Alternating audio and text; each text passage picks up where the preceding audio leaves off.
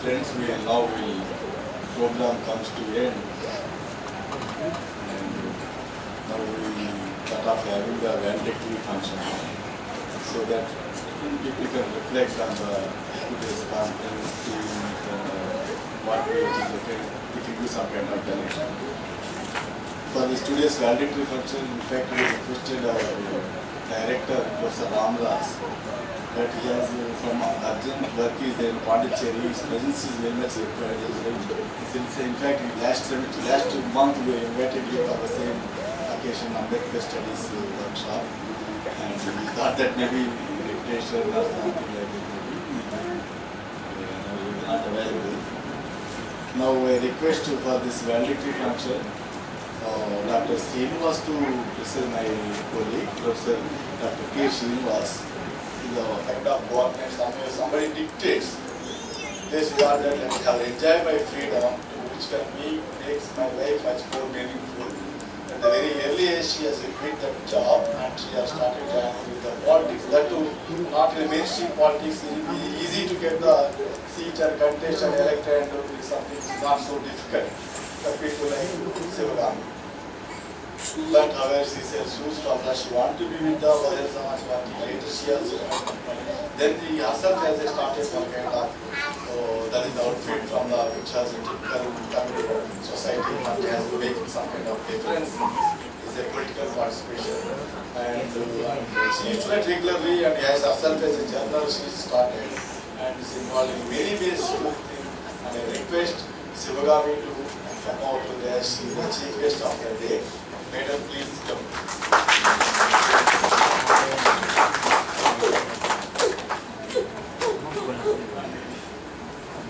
And today's guest of honor is my validation for always, forever, the Professor G. Aloysius.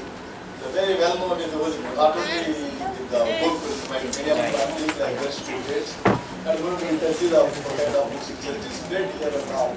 And each one has some kind of meaningful academic intervention. It is a worth reading book that we used to publish with that very low cost, and we used to publish that way. Is really contributed to the knowledge, not only contributed, distributing the knowledge to the public in a different level, and a very dynamic academician and is involved in many ways, not only to me in Hyderabad, Jamia, Delhi University, and in Orissa, and many places is a center of attraction because of his commitment and involving with the people, and very particularly touching the young scholars, giving the conference.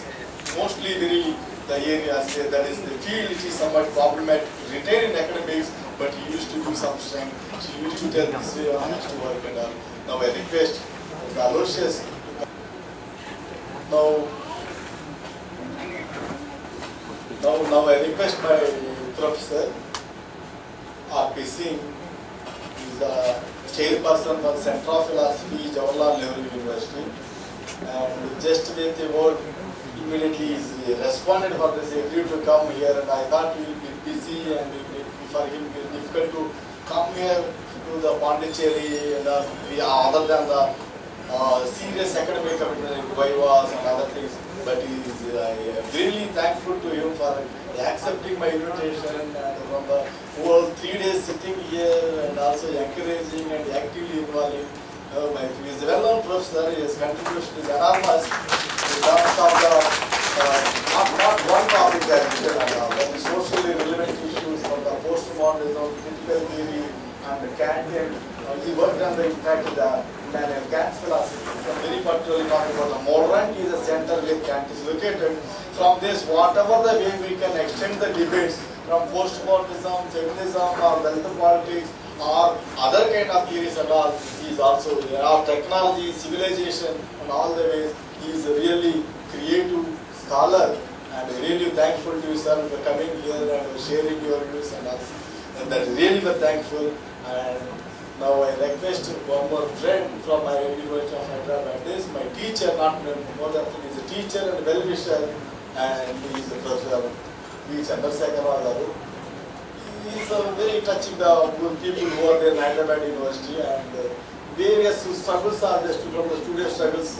Many phases are there in Hyderabad University student struggles. He is not only spectator, he himself as a part of the struggles, even though he is a teacher.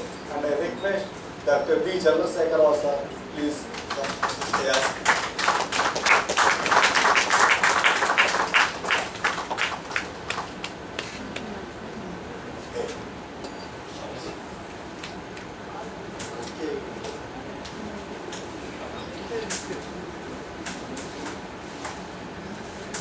Now I request my colleague, Dr. Yasindra, to honor the chief guest with the bouquet, Sivagami.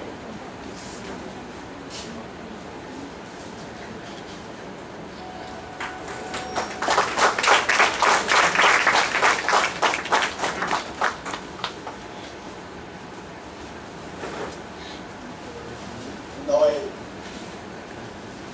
request Deepa, research scholars of the Department of Philosophy, to honor Professor Aloysius.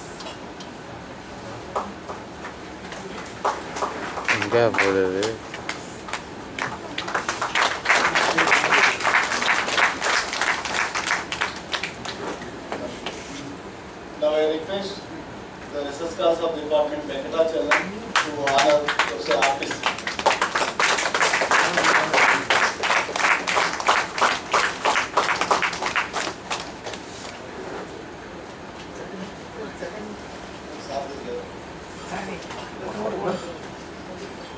Now I request Sardi research scholar of the Department of Philosophy to honor the Chandrasekhar sir.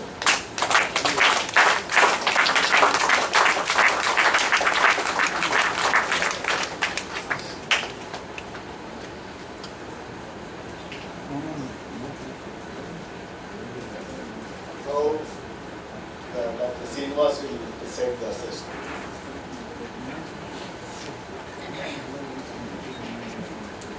Good afternoon to you all. Friends, we have come to the end of the academic ritual. I know I'm thankful to education for introducing the activities today. So you know, Madam Sivagami was formerly in the Indian Administrative Service. She resigned from her post. She became a committed activist. That means one requires guts to do that. Perhaps this is what is shown there, and our pages are also available in English. Now I take this opportunity to invite our chief guest to say a few words about the theme of this seminar.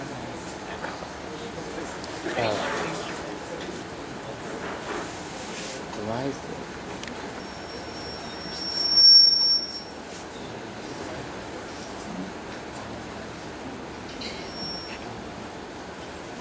Dr. Srinivasa, Dr. Keshav Kumar, Professor G. Aloysius, Dr. R.P. Singh, Dr. Chandrasekhar, and friends. Indeed, I am very happy to be here. Plus, activists, and I enjoyed the company of people who initiate discussions on caste.